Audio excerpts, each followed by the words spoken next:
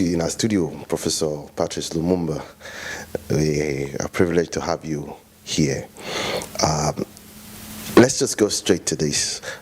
How did you come about the name Patrice Lumumba? Does it have anything to do? First of all, I'm ordinarily referred to as PLO Lumumba, which is Patrick Loch Otieno Lumumba. Okay. But you will remember that immediately after the independence struggle in the early days in the 1960s, 61, 62, parents who are politically aware would name their children in memory of some of the freedom fighters. And I think Patrice Emery Lumumba distinguished himself very early on. You'll find people named Kwame Nkrumah, Julius Kambarage Nyerere, and we see it even today with Nelson Rolihlahla Mandela. So that is in the context in which my parents thought that Patrice Emery Lumumba deserved to be immortalized in my person. Great. What do you think African people can do to fight against corrupt leadership? I think Africans must recognize that bad governance is harmful to their very well-being, not only for the current generation, but generations yet to be born. This is a continent that has always had potential. These are people that have always had potential.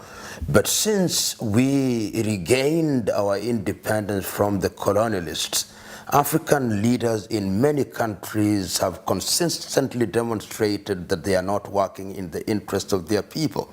And that is sad, because many of the individuals who occupied positions of leadership are still beholden to the colonial masters. We see former French colonized nations, leaders who are beholden to Paris, those who are colonized by Portugal, beholden to Lisbon, those who are colonized by Belgium, beholden to Brussels, those colonized by the United Kingdom, beholden to London, and the single country that was colonized by Spain, Equatorial Guinea, beholden to Madrid. And this is tragic. Of course, currently, many African leaders are getting beholden to Beijing, and progressively the United States of America in Washington. The net effect is that the African agenda is being sacrificed to the detriment of the peoples. And we have examples which are live as I speak. The problems in the Cameroon, the problems in Togo, the problems in South Sudan, the problem in Central African Republic, in Mali, in Mauritania. And these are sad things. And the tragic thing is that the African Union appears to be helpless in this situation. Africa has been victimized by systems of government which we do not understand and which are not serving us well. And the time is now to wake up and to begin to find African solutions to African problems. Is it doable? Yes, it is. But we must wake up from our slumber, because those who are in positions of leadership are quite comfortable with the situation as it is. We must have something in the nature of an Arab Spring. The Arab streets woke up and they told their leaders, you are going to do that which is in our best interest. Unfortunately, some of the gains made after the Arab Spring have been clawed back. And that is a lesson for us, that if you regain your independence, you must remain eternally vigilant, because the forces of reaction are very persistent. So, Prof, you mentioned the African Union. Has the African Union become a toothless bulldog? In terms of, getting rid of corrupt and sit-tight leaders like the Zimbabwean leader, Mugabe. You know what is amazing about the African Union, which is the immediate success of the OAU, is that it's beginning to let Africa down. I was amazed about a month ago when Zimbabwean president, whom I respected in his early days as a freedom fighter and as a man of vision and intellect, when he went to the African Union and made a donation of $1 million, and the African Union accepted it. in a situation where the people in Zimbabwe are suffering, where there is almost 80 to 90% unemployment.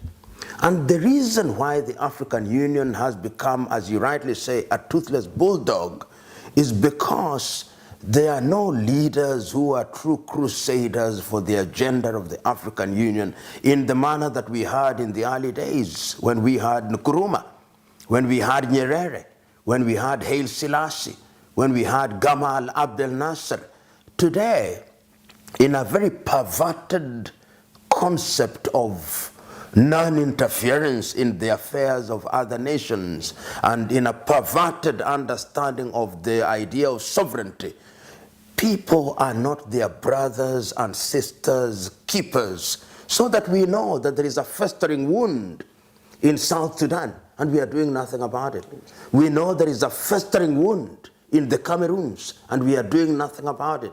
A festering wound in Togo and we are doing nothing about it. And even when the leaders congregate in Addis Ababa for their annual jamboree, they don't discuss these problems. Right now, I would have thought that there should be an extraordinary session of the African Union to discuss a number of things, to discuss the countries which are in trouble, and I'm mentioning them ad nauseum, to ask the question, what is the problem in the Central African Republic? How can it be resolved?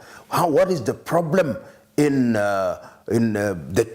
Togo, in Gambia, in the Cameroons, and in many other countries, so that we have African solutions to African problems? Because what we'll see very shortly is that the UN will sit down and send a peacekeeping force. And when there is no peace to be kept, and they send peacekeeping forces, when, in a manner of speaking, the horse will have bolted away. So the African Union is very disappointing. When Dr. Mahamat was appointed as the chairman of the commission, I thought that this was a new person that would come with new energy to replace Nkosana and Lamini Zuma. But what I see is lethargy. What I see is lack of enthusiasm. What I see is lack of direction. What I see is continued pain. I was amazed about a month ago, if I'm not wrong, when the international community asked the African Union to nominate a country to sit in the Security Council, and they nominated the Democratic Republic of Congo. How can you possibly nominate the Democratic Republic of Congo, whose president has refused to hold election, whose country is generating refugees, whose government is controlling Kinshasa only in real terms, and where there is conflict everywhere, and where the resources are being taken away by the Chinese, the Malaysians, and the Belgians, and other rogue individuals from Europe and America, and you nominate such a person? You nominate a hyena to sit in an assembly which is judging how goats should be preserved? It is a tragedy of gigantic proportion, and we consistently do this in Africa, and we think is normal. Africa has now normalized the absurd, and we think that sense is what we do, yet it is nonsense. And unfortunately, many of us who are not in positions of influence, our younger generation particularly, think that this does not matter. This matters. If you look at the history of revolutions, it was always the young people. As early as 1908 in Turkey, it is the young people who came up to rise up against the dictatorial regime. We remember even during the Bolshevik Revolution, it was the young people. We remember during the civil rights movement led by Martin Luther King Jr. and Ralph Abernathy, among others, it was young people. In 1968 in France, when there was a problem, initially in 1958 and 1968, it was young people. We remember in Tiananmen Square, it was young people. We remember in Korea in 1908, it was the young people. In South Africa, in the Sharpeville massacre in 1969, it was the young people. In Soweto in 1976, it was the young people. In the Arab world, it's the young people. But our young people in Africa today are imprisoned by an arsenal and Manchester United and Barcelona and Real Madrid, and our young girls are imprisoned by cheap South American soap operas and Beyonce Knowles. How can that be? How can a continent be so accursed that our young people have no sense of our history, no sense of our presence, no sense of our future? No wonder the Chinese are conquering us by the day. And we are wondering. John F. Kennedy said in 1960, a society whose young men and women are in a constant state of slumber will never realize our potential. Our young people must wake up. It is only the day that they wake up that they will be able to send a clear message to those in positions of leadership that you cannot continue to misgovern us. I look forward to those days. Let's get back to African leaders. You appear to believe in the president of Tanzania, that's John Magufuli. Our own president, President Muhammadu Buhari of Nigeria, has been considered, he's been perceived as a clean leader, but you don't seem to be fond of him. Why is that? I have mentioned President Muhammadu Buhari fondly in a number of forums, but remember that President Muhammadu Buhari came into office and has been unwell. And therefore, he is not performing at full throttle because of sickness.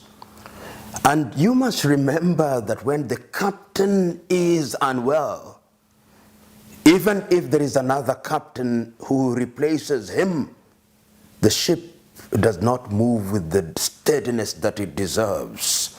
Remember that the president of the United Republic of the Federal Republic of Nigeria inherited a system that was rotten to the core.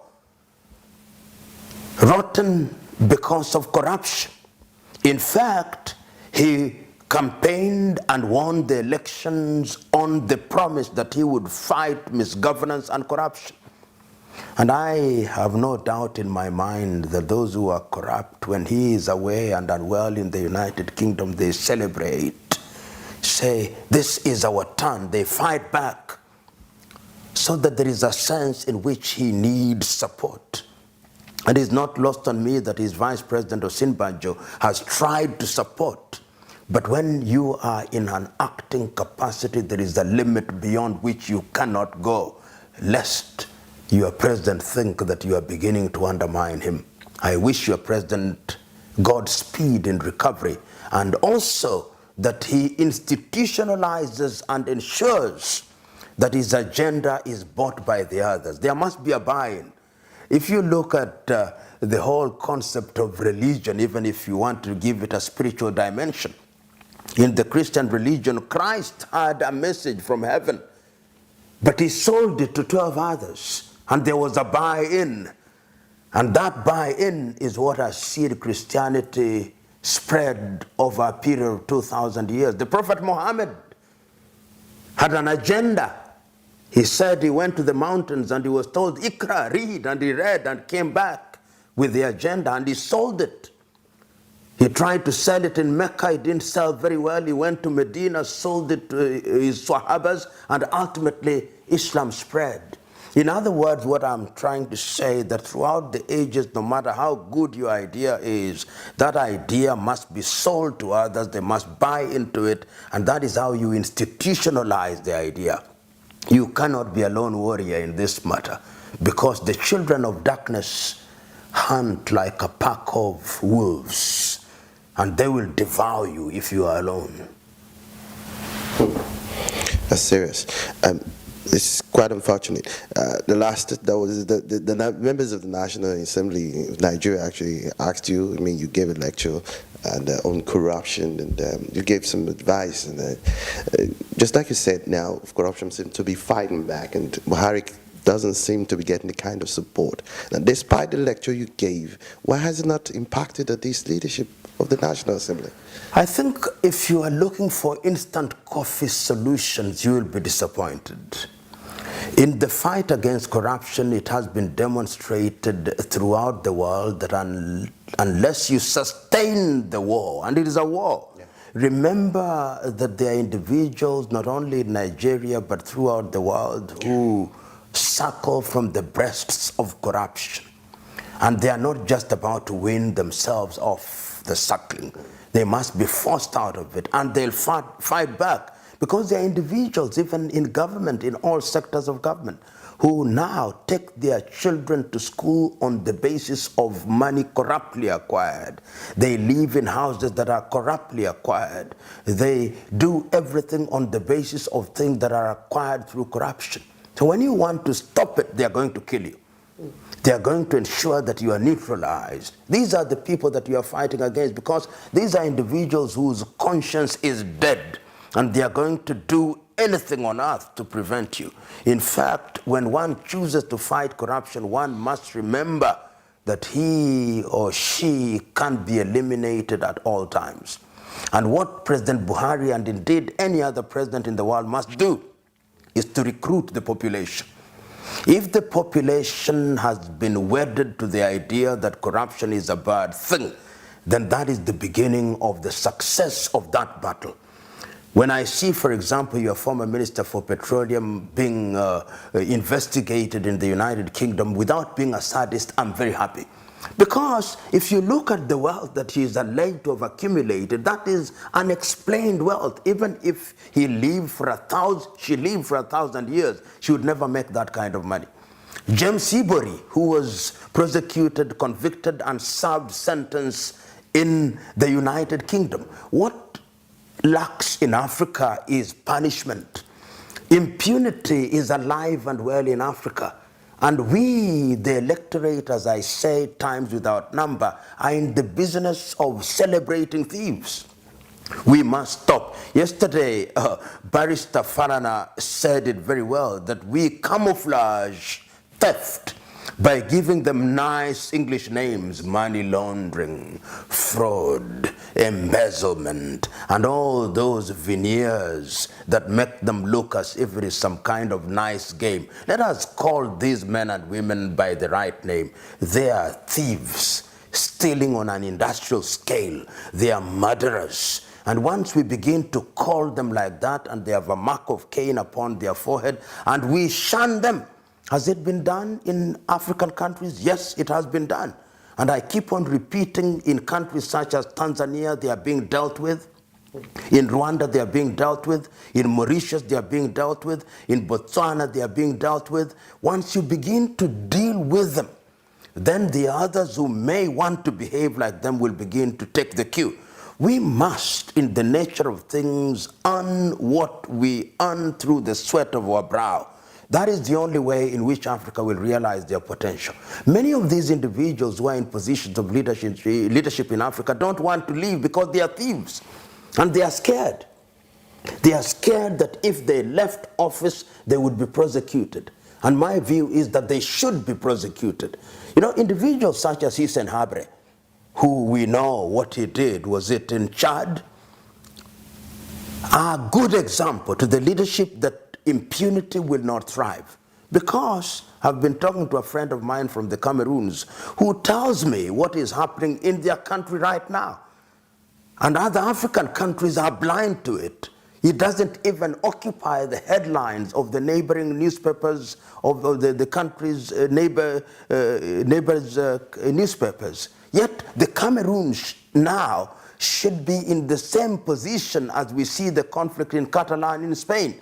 Yet we are attacking it in page 13 in newspapers in Nigeria, in Liberia, and other countries. The time has come that Africa must learn and realize that the world is not bothered about Africa. The world is only bothered about Africa when they want to take the resources of Africa. Then they bother. They want oil, they bother. And I'm using the word bother in a very deliberate fashion, not in the traditional orthodox fashion. They bother when they want to take our timber. They bother when they want to take our bauxite, when they want to take our coke, when they want to take our uranium. But they don't bother about us. They come to our continent without disrespecting the elephant, and they want to preserve the elephant so that they can come and watch the elephant, but they don't care if 100 Africans die. They want to preserve our monkeys. They want to preserve our leopards and our other animals, but they don't care about us. To them, Africa is a zoo of sorts. And until the day that we Africans realize that we are on our own, we are going nowhere. And very soon they are going to shut us out, if they have not shut us out already.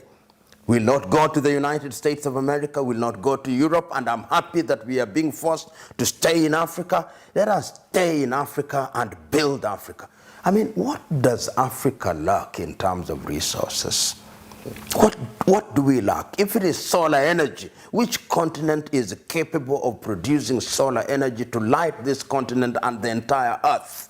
If it is hydroelectricity, what can we not generate? If it is minerals, if we wanted to make bombs, if we should, where do they get their uranium from? If it is timber, what don't we have? If it is human resources, we are 2 billion of us, and we are people who have intelligence, and yet we are kept in a constant state of conflict. The Europeans, the French persuading their former colonies that they are more French than they are Yoruba. They are more French than they are Wolofs and Mandinkas. The British persuading us that we are more British than we are Ibibio or Yoruba. And of course, when we find ourselves in that schizophrenic state, then we engage in internal conflict and they sell their arms to us. Tell me, which African country makes guns? None. That's really, it's really revealing. Prof, in the context of this analysis, would you agree that corruption should be treated as a crime against humanity? Without doubt. I've always said, and I think that this, sometimes you've got to raise things to the level of the absurd. Because what does corruption do to a country? Yeah. Look at the thieving ways of Mobutu Sese Seko in the Democratic Republic of Congo. Congo has never recovered from the thieving of Mobutu and his acolytes. How many people did not have medicine in hospitals, including a hospital named after his own mother, Mama Yemo in Kinshasa? How many died? Perhaps more than in the Holocaust. How many people have died in the Cameroons in the 30 years that Paul Biya has been the president through corruption, and all that money is tucked away in Paris in France? How many people die in our roads because of potholes, because some government official took away money that ought to have been used to make good roads? So this is a crime against humanity, for which punishment should be the ultimate punishment. And in China, they do exactly that. They come to this part of the world, they corrupt our leaders, but if you are corrupt in China, they'll deal with you firmly, swiftly, and take away your life, so that you are no longer a danger to society.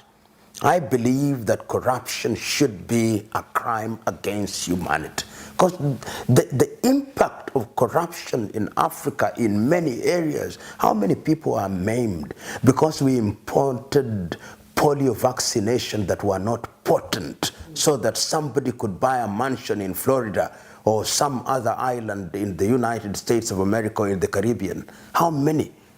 How many of the roads here in Nigeria, how many have been involved in defense contract corruption, so that we have in a situation where we cannot have things that we ought to deserve? I mean, it has been more pernicious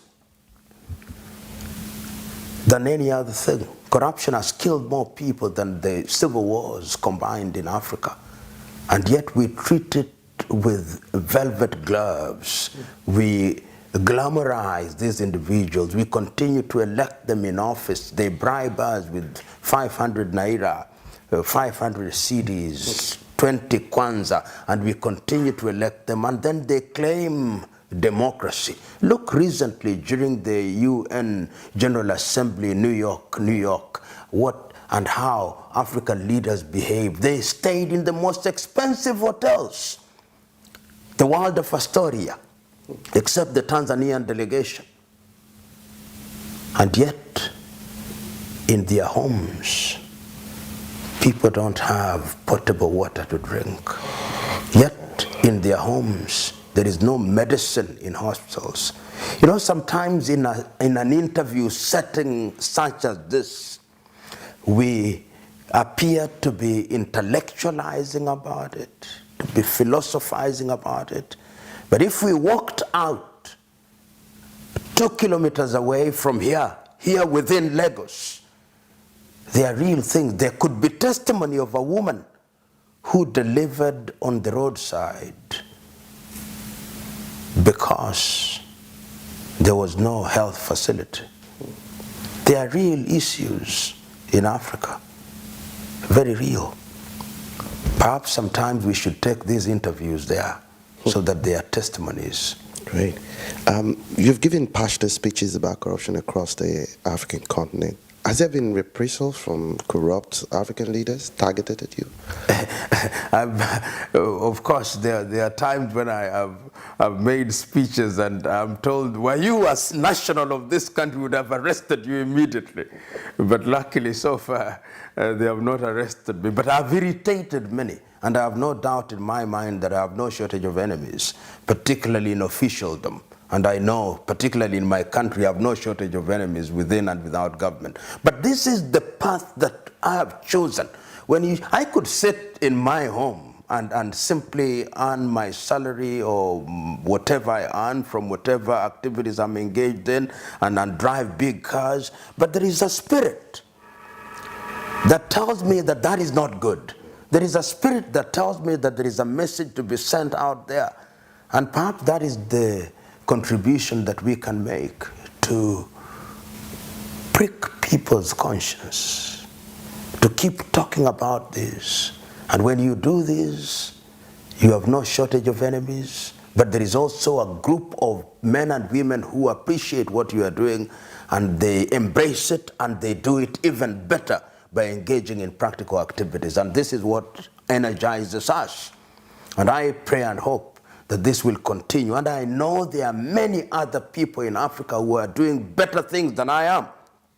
They may not enjoy the visibility that I'm beginning to enjoy in Africa, but they are doing great things in their little corners of the world. And I believe and pray and hope that the messages that we continue to give energizes them in some way. In a manner of speaking, this is a crusade. That's right. Let me take you back home a little. I mean, does it bother you that people are beginning to, think differently about you because of your support for President Uhuru Kenyatta, who has been adjudged to be correct by some? Which I find that very stupid, actually. I'm non-aligned and positively neutral, and anybody say, and those who are saying that is because as a lawyer I was instructed to appear for the Independent Electoral Commission. What is the role of a lawyer? The role of a lawyer is to urge a client's case. And those who think like that are simply people who are, let me say, stupid.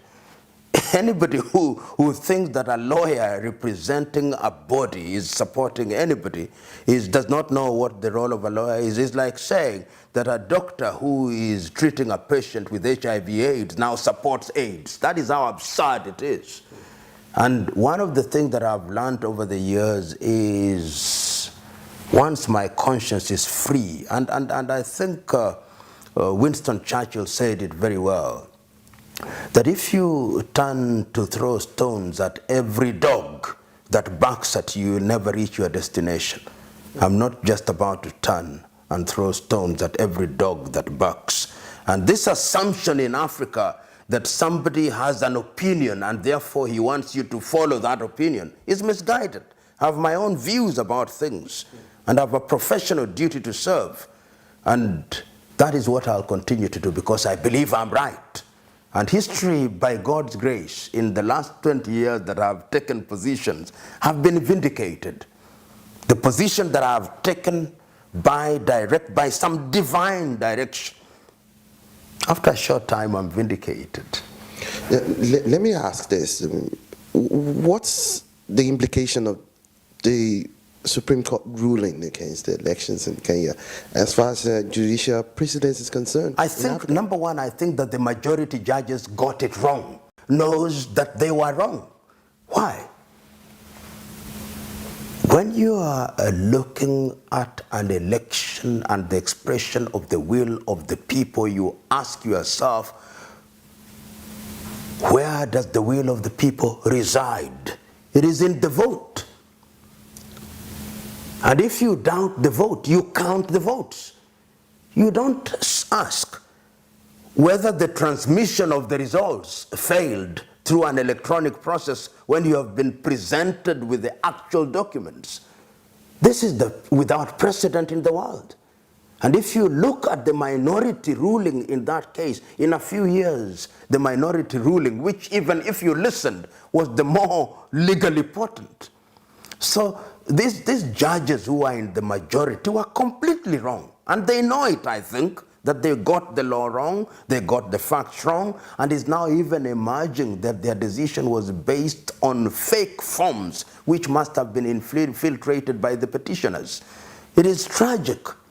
And this is one of the problems in Africa. And I see many people, particularly in the social media, which Africans are misusing very badly, that somebody is quick to send Twitter, somebody is quick to send a message on Instagram or Facebook. You ask them, have you ever read the judgment? No, I have not read the judgment. Then what are you tweeting about?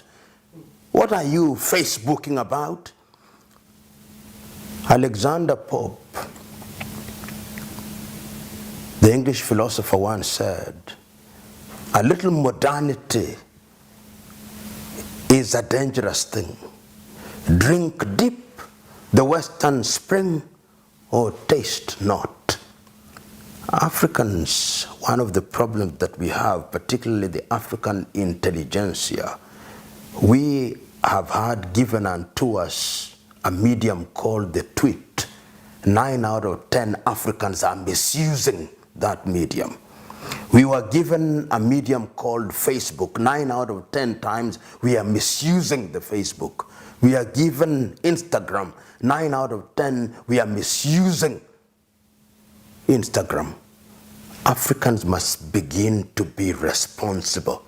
And before you send that send button in all these new media that we are using, read it again and ask yourself whether 10 days from the day you pressed the send button, you will be happy with what you said.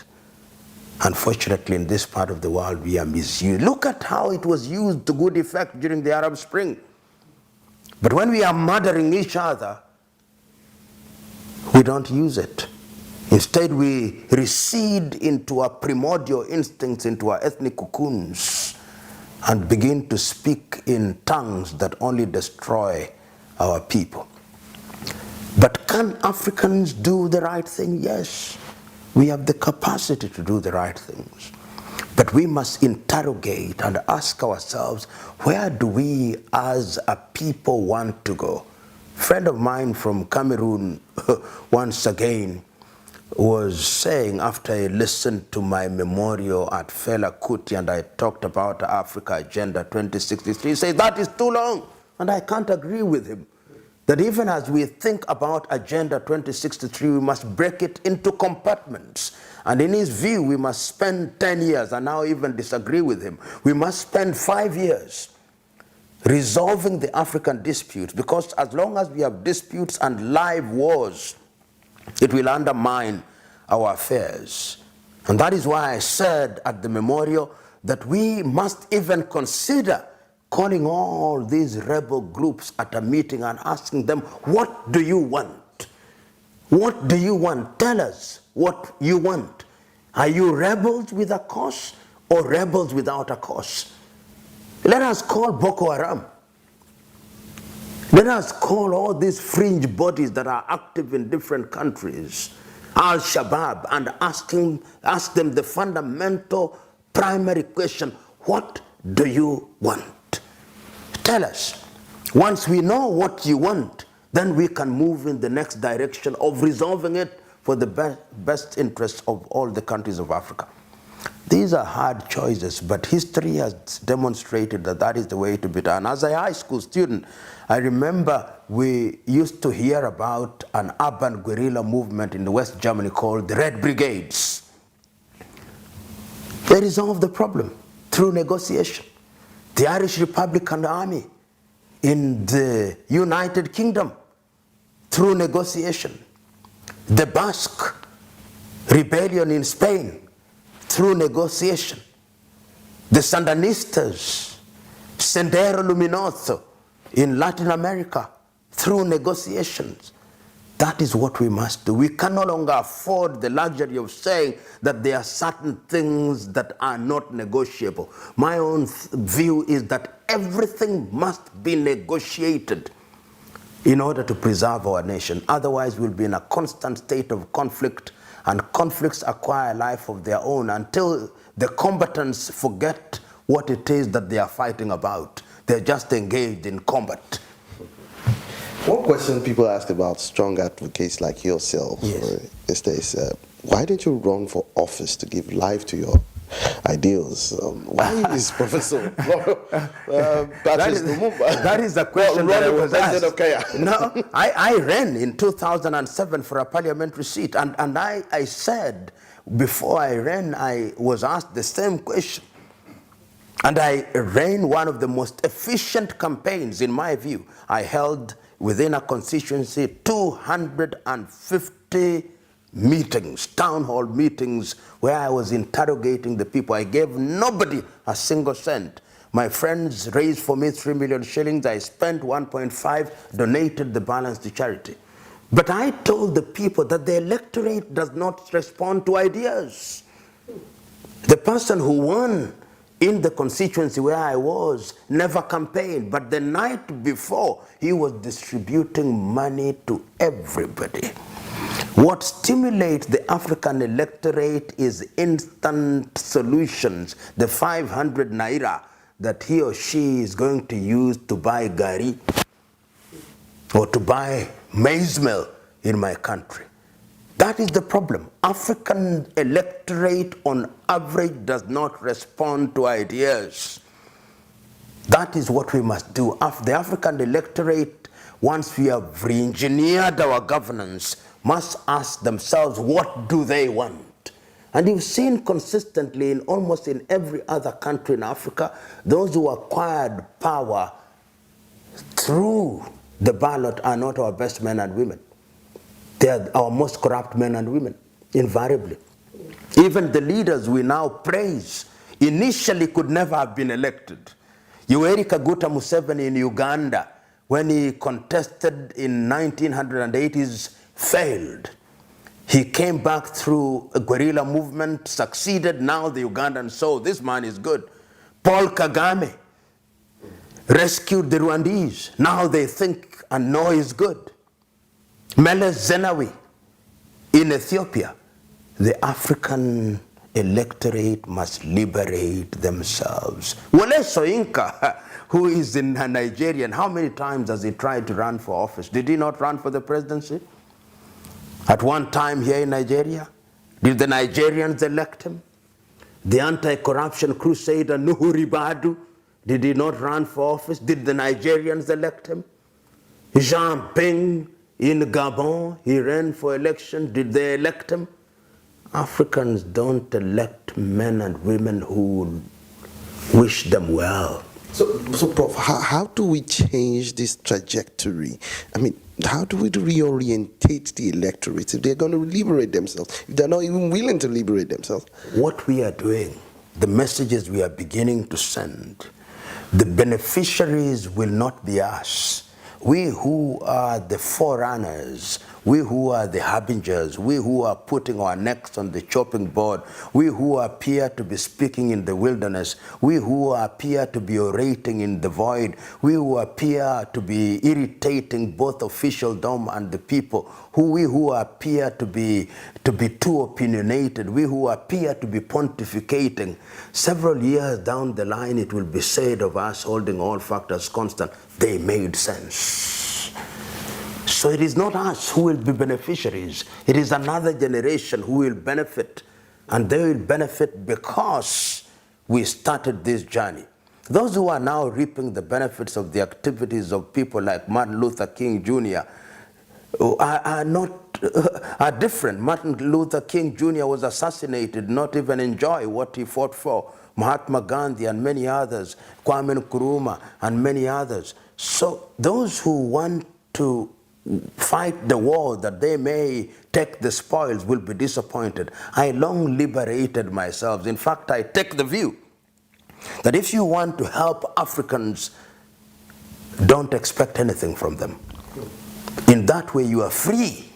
If I want public office, or if I wanted to be appointed anything in the Kenyan government, I won't say the things that I keep saying, because I irritate people by speaking the truth. If I wanted to be appointed, I'll be sucking up to some president. I would be sucking up to somebody in officialdom that I may be appointed something. I'm not interested. I'm interested in saying the right things because I believe they are right. Am I always right? No, I'm not always right. Sometimes I make many mistakes, many fundamental mistakes, but when it's pointed out to me, I'm quick to apologize. Prof, there are lots of questions our viewers will really love to ask, but I'm just going to take one from our Twitter handle. What is your opinion on the Nigerian Senate rejection of Ibrahim Magu, the acting chairman of EFCC, as the substantive chair of the agency, having been a victim of parliamentary opposition yourself? You know, one of these things is, first of all, I do not know him very well, but I want to believe that he's a man of integrity. And if he's a man of integrity, I do not have sufficient information to either support or to castigate the decision that has been taken. But my only hope is that his rejection is based on clear reasons, and that those reasons are reasons of integrity. But one of the things that happens in Africa is that if you are too clean and they cannot find something with which to hang you, they'll not want you to get into public office. The typical African politician always desires to have somebody who has some skeleton in their closet, so that if you want to go too far in your investigation, they are able to say, please remember that there is a problem here which we can always fall back on. But if you are a man who is as clean as a whistle, then they are very uncomfortable with you. If you slip through their fingers, they'll find something else to remove you from office within a very short time. So you must be one of their own. As the saying goes, when you want to sup with the devils, you must use long spoons. Perhaps his spoon was not long enough. Indeed.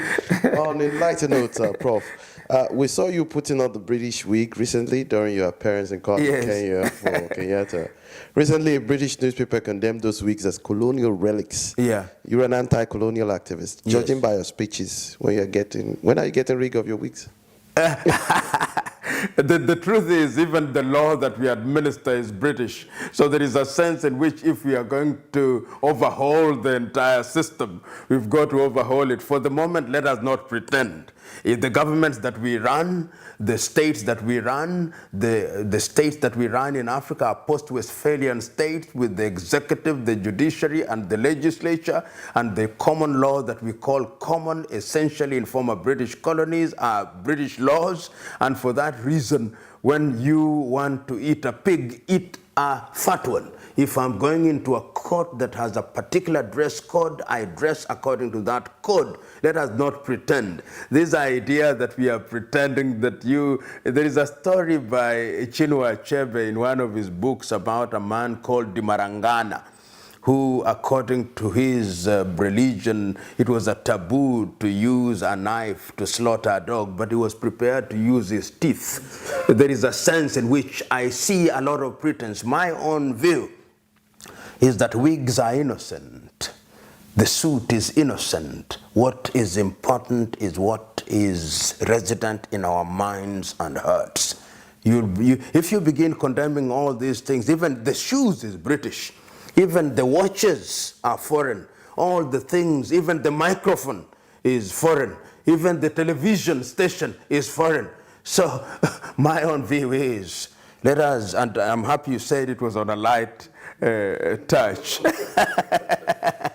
So, Prof, on a final note, what will be your advice for breathing in hygiene into the African polity?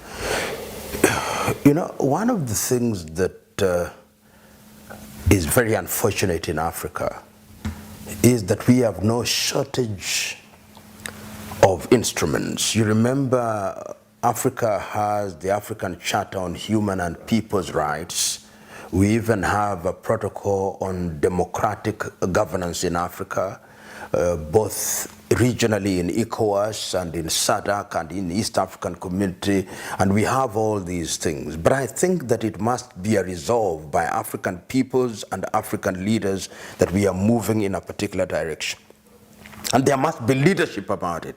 This is why I was very happy, for example, when President Thabo Mbeki of South Africa came up with what was then referred to as African Renaissance. That is why I was very happy in 1984 when Thomas Sankara of Burkina Faso started asking very nagging questions about how we govern ourselves. How do we re-engineer our governance? This is why I was very happy when President Yoweri Museveni in 1986-87, in his first 10 years in office, was talking about, let us look at how we govern ourselves. And at that time, President Museveni said, do we need political parties? He posed the question. Is the thing called political party known to African governance system? And he came up with something called the movement system. Of course, Western government then told him that democracy equals to multi-party politics. How do we reintroduce or introduce hygiene in our politics? Is to interrogate governance systems in Africa. That to me is the next debate. The next debate is that African Union must engage in interrogating the so-called governance systems. Are they compatible with our ideals? In a continent where people think that one of their own must be the president, what systems can we have? Is it going to be easy? No, it is not going to be easy. So we must work at the leadership and also work at the electorate. Civic education. Sometimes we don't talk about it as we should, and people think that civic education are these periodic engagements that we have with the electorate and tell them that corruption is bad. They know corruption is bad.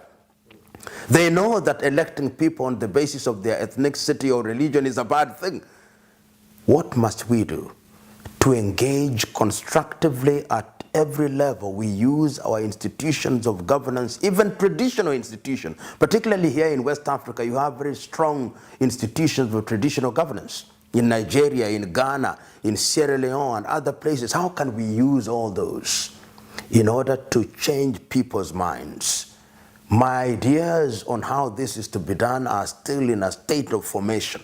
But I have no doubt in my mind that one of the things that we must do is to exorcise the ghost of corruption, the ghost of negative ethnicity, the ghost of hatred, the ghost of selfishness, the ghost of megalomania, the ghost of kleptomania, the ghost of stupidity, the ghost of ignorance, the ghost of condemnation without thought, the ghost of misusing Twitter and Instagram, the ghost of misusing Facebook, the ghost of being too opinionated, the ghost of castigating things simply because you don't like them, the ghost of wanting to be rich without work, the ghost of being judgmental without understanding.